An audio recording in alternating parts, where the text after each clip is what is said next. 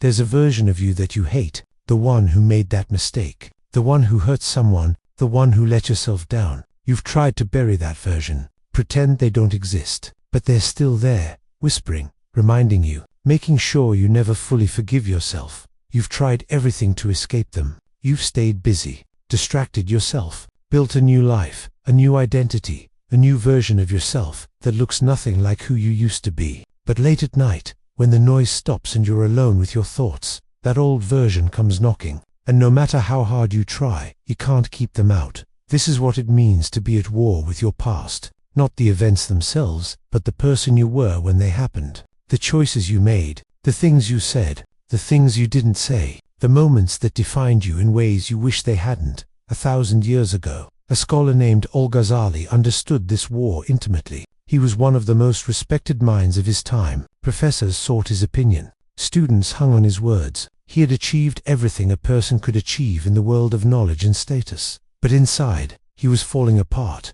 Al-Ghazali looked at his past and saw a man driven by ego, a man who sought knowledge not for truth but for recognition, a man who built his reputation on the foundation of pride. And the more he saw, the more he hated what he had been. This hatred didn't motivate him, it paralyzed him. He couldn't teach anymore, he couldn't write, he couldn't even speak. The weight of his past had become so heavy that he literally lost his voice. His body refused to carry the burden his mind wouldn't release. Maybe you know this feeling. Maybe you haven't lost your physical voice, but you've lost something else. Your confidence, your peace, your ability to move forward without constantly looking back. Your past has taken something from you, and you don't know how to get it back. Here's what Al-Ghazali discovered in his darkest moment. Here's the truth that saved him and might save you. 2. You cannot make peace with your past by hating who you were. Read that again. Let it sink in. The hatred you feel for your old self isn't helping you heal. It's keeping you sick. It's not motivating you to be better. It's chaining you to the very thing you're trying to escape. Every time you look back with disgust, you strengthen the connection. Every time you punish yourself for old mistakes, you give those mistakes more power. Every time you reject who you were, you reject a part of who you are, and you cannot be whole while rejecting pieces of yourself. But how do you stop hating someone who did terrible things? How do you make peace with a version of yourself that caused real harm to yourself, to others, to the life you could have had? Al-Ghazali found the answer not in forgetting but in understanding.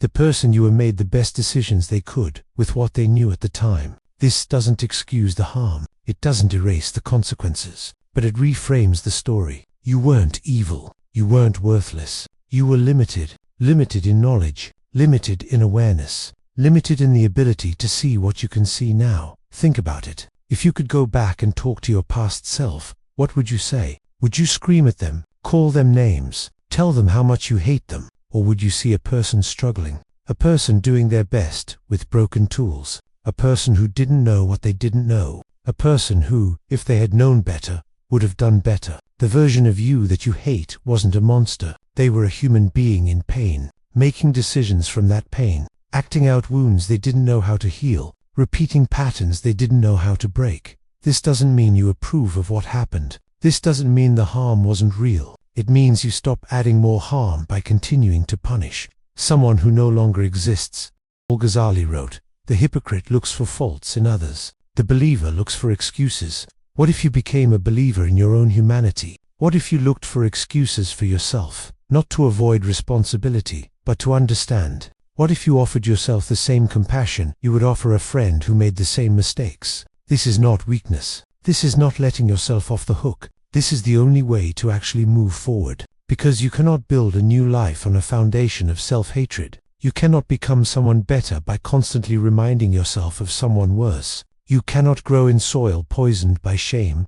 Al-Ghazali had to leave everything behind to learn this. He walked away from his prestigious position, his reputation, his entire life as he knew it. He became a wanderer, a seeker, a man with nothing left to lose. And in that emptiness, he finally found peace. Not because he forgot his past, not because he pretended it didn't happen, but because he stopped fighting it. He stopped trying to erase who he was. He stopped waging war against a version of himself that was already gone. Your past self is gone too. They don't exist anymore. The person who made those mistakes, who said those words, who chose those paths, they're not here. You're here, a different person, changed by time, changed by experience, changed by the very regret that keeps haunting you. The regret proves you've grown. If you didn't care about what happened, you wouldn't feel bad about it. The fact that you look back with pain means you've become someone who knows better, someone who would choose differently, someone who has learned what the old version didn't know. That growth deserves recognition, not punishment. Al-Ghazali wrote, "Knowledge without action is vanity, and action without knowledge is insanity." You have knowledge now that you didn't have then. You see clearly what was once fog. You understand now what was once confusion. This knowledge is precious. It cost you something. It cost you the pain of your mistakes. Don't waste that payment by using the knowledge only to torture yourself. Use it to live differently. Use it to choose differently. Use it to become the person your past self was trying to be but didn't know how. But there's another piece to this. Making peace with your past isn't just about forgiving yourself. It's about grieving what you lost. Behind every regret is a grief. Grief for the life you could have had. Grief for the relationships you damaged. Grief for the time you wasted. Grief for the person you could have become if you had known then what you know now. This grief is real, and it needs to be felt. Most people skip this step. They try to jump straight from regret to acceptance, from pain to peace. But you can't skip grief. It will wait for you. It will ambush you at unexpected moments. It will leak out sideways in anger, depression, anxiety, and self-sabotage. Al-Ghazali didn't skip his grief. He wept. He mourned. He let himself feel the full weight of what his ego had cost him. The years spent chasing recognition instead of truth. The relationships sacrificed for status. The inner peace traded for outer success. He didn't rush through this grief. He sat in it. Let it wash over him, let it clean him out, and only then, only after the grieving was done, did true peace become possible. What have you lost to your past? Not just what you did wrong, but what those wrong choices cost you, the opportunities missed, the connections broken, the versions of life that will never exist now. Feel it, all of it. Don't run from it, don't numb it, don't tell yourself to get over it. Grief has its own timeline, and it will not be rushed. But grief is not the destination, it's the doorway. On the other side of fully felt grief is something unexpected. Freedom. Freedom from the constant replaying. Freedom from the endless what-ifs. Freedom from the war with yourself that has been draining your energy for years. Al-Ghazali emerged from his grief as a different man. Not broken, transformed. He returned to teaching, but differently. He wrote again, but from a new place. A place of humility instead of pride. A place of truth instead of performance, a place of peace instead of war. His past didn't disappear, it became part of his story, not the part he was proud of, but the part that made everything else possible. Without the fall, there would have been no rising. Without the darkness, no appreciation for light. Without the mistakes, no wisdom to share. Your past can become that for you too, not a prison but a teacher, not a shame but a source. Not something to hide, but something to integrate. Integration is the key word. Not forgetting, not excusing, integrating. Taking all the pieces of who you've been and weaving them into who you're becoming. Recognizing that every version of you, even the ones you hate, contributed something to who you are now. The mistake taught you something. The failure showed you something. The wrong choice revealed something about yourself that you needed to see. None of it was wasted. All of it was education. Al-Ghazali wrote, "The one who knows himself knows his Lord." To know yourself, you must know all of yourself, including the parts you wish didn't exist, including the chapters you want to tear from the book, including the version of you that you've been trying to kill. You can't kill them, they're already dead. They existed, they made their choices, and now they're gone. What remains is the ghost you've been fighting, and ghosts only have power when you refuse to look at them directly. Look at your past directly. Look at who you were. Look at what you did, and instead of flinching, instead of turning away, ask yourself, what was this person trying to do? What were they looking for? What pain were they running from? What need were they trying to meet? Behind every bad decision is a human need, connection, validation, safety, love. The methods were wrong. The need was real, and you can honor the need while releasing the method. You were trying to survive. You were trying to be loved. You were trying to matter. You were trying to escape pain. You were trying badly, sometimes destructively, sometimes, but trying. That trying deserves compassion. That struggling human deserves kindness, not because what they did was okay, But because hatred has never healed anything, Ghazali spent the rest of his life teaching one essential truth: the path to peace runs through the heart, not around it. You cannot think your way to peace with your past. You cannot logic your way to self-forgiveness. You have to feel your way there, through the shame, through the grief, through the tender, terrifying act of offering yourself the mercy you've been withholding. This is how you make peace with your past, not by forgetting it, by remembering it fully, clearly, honestly, not by excusing it, by understanding it deeply, completely, compassionately, not by running from it, by turning toward it, sitting with it, letting it teach you what it came to teach, not by hating who you were, by recognizing that who you were is why you are who you are, and who you are is someone capable of growth, change, and transformation. Your past is not your enemy. Your past is your origin story. Every hero has a dark chapter. Every transformation requires something to transform from. Every phoenix needs ashes before it can rise. You have your ashes. You've been sitting in them, rolling in them, letting them coat your skin and fill your lungs. But ashes are not meant to be lived in. They're meant to be risen from. Rise not by pretending the fire never happened, but by letting the fire be the reason you can fly. Al-Ghazali rose from his ashes to write words that have helped millions across 1,000 years. His breakdown became his breakthrough. His darkest chapter became his greatest gift. Yours can too. But first, you have to stop fighting, stop hating, stop punishing a ghost who can't feel the blows. Make peace. Not because your past deserves it, because you deserve it, because you've carried this weight long enough, because the war has cost you too much, because there's a life waiting for you on the other side of this battle, and you can't reach it while you're still fighting. Lay down your weapons. Look at who you were with, eyes of understanding instead of judgment. Grieve what was lost, integrate what remains, and walk forward, finally, free. Your past made you, but it doesn't have to own you. Al-Ghazali learned this 1,000 years ago. Now it's your turn. Make peace. But let me tell you what happens after, because making peace isn't a single moment. It's a practice, a daily choice, a muscle you build over time. There will be days when the old hatred returns, when you wake up and the first thought is that familiar shame, when something triggers a memory and suddenly you're back there, in that moment, feeling everything you felt. This doesn't mean you failed. This doesn't mean the peace wasn't real. This means you're human. Al-Ghazali knew this. He didn't achieve peace once and never struggle again. He practiced peace. Every day, every time the old thoughts came, he met them with understanding instead of war. Every time the shame whispered, he responded with compassion instead of agreement. This is your practice now, not perfection. Practice. When the hatred comes, notice it, name it. There's that old voice again. There's that familiar punishment. And then, gently, redirect. I understand why you're here, but I'm choosing differently now. I'm choosing peace.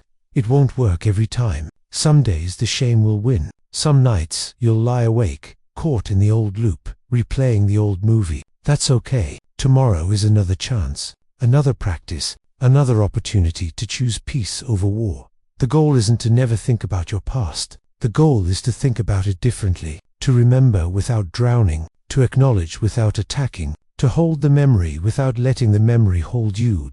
Al-Ghazali wrote, "The soul becomes dyed with the color of its thoughts." What color have you been dyeing your soul? With every self-attack, every moment of hatred, every refusal to forgive, you've been choosing the color, dark, heavy, suffocating. Now you can choose differently. With every act of self-compassion, every moment of understanding, every step toward peace, you dye your soul a different color, lighter, warmer, more alive. This is not about pretending to feel what you don't feel. It's about practicing what you want to feel until it becomes natural. It's about interrupting the old pattern so many times that a new pattern emerges. It's about neural pathways and habit formation and the simple truth that what you practice, you become.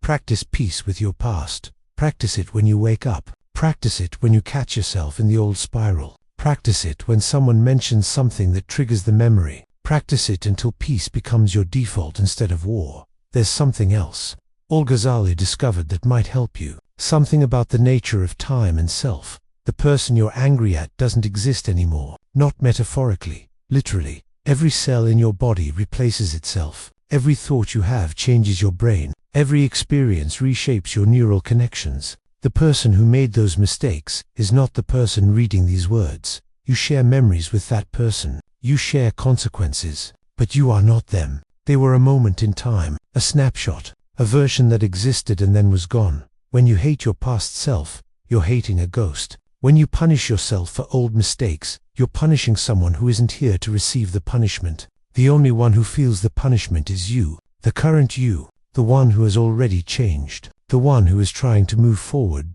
Is that fair? Punishing someone for crimes they didn't commit, because that's what you're doing. You're punishing your current self for things your past self did, and your current self is innocent. Let that sink in. You, right now, reading these words, you are innocent. You are not the person who made those choices. You are the person those choices created, and that person deserves compassion, not punishment. Al-Ghazali understood that transformation is real, that people genuinely change, that the man he became was not the man he had been, and he extended to himself the mercy that this understanding made possible. Extend that mercy to yourself. You are not who you were. You are who you are becoming, and who you are becoming is someone capable of peace, someone capable of forgiveness, someone capable of integration. But there's one more step, the hardest one. You have to stop using your past as a reason to limit your future. Many people make a twisted peace with their past. They forgive themselves, but they also decide they don't deserve good things anymore. They release the hatred, but they keep the limitation. I can never be truly happy because of what I did.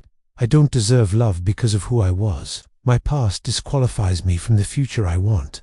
This is not peace. This is just a quieter war. Al-Ghazali didn't just make peace with his past. He allowed himself to have a future, a full one, a meaningful one. He didn't spend the rest of his life in penance. He spent it in contribution, teaching, writing, helping others find the peace he had found. Your past does not disqualify you from anything. Your mistakes do not put a ceiling on your joy. Your former self does not get to vote on what your current self deserves. You deserve peace. You deserve happiness. You deserve love and connection and success and all the things you've been telling yourself you can't have, not despite your past, but because of it, because you've paid the price, because you've done the work, because you've faced what many people spend their whole lives running from. That courage is not nothing. That willingness to look at yourself honestly is not nothing. That commitment to growth and change is not nothing. It's everything. Al-Ghazali's greatest teaching wasn't about theology or philosophy or spirituality. It was about this. You can start over, at any moment, from any place, no matter what came before. You can begin again. Your past is behind you. It happened. It's done. Nothing you do will change a single moment of it. But everything you do from this moment forward is still unwritten, still possible, still yours to create. Make peace with what was, and then make something beautiful with what is. This is how you honor your past, not by suffering endlessly, but by taking what it taught you and building something meaningful, by becoming someone your past self would be proud of, by proving that transformation is possible and mistakes are not the end.